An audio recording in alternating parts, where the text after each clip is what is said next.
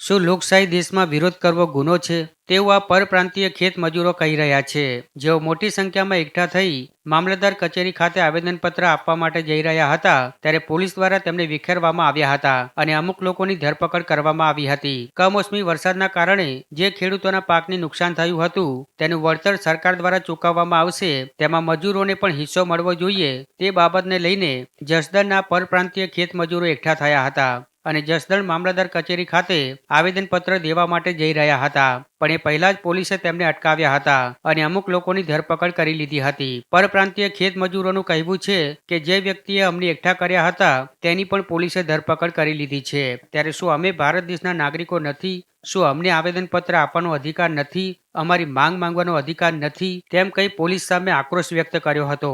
જો કે આવેદનપત્ર આપવા માટે પોલીસની મંજૂરી લેવી જરૂરી હોય છે, જેને લઈ પોલીસ પાસે પરમિશન પણ માંગવામાં આવી હતી, પણ પોલીસે પરમિશન આપી ન હતી, તેમ પણ આ પરપ્રાંતીય ખેત મજૂરો કહી રહ્યા છે.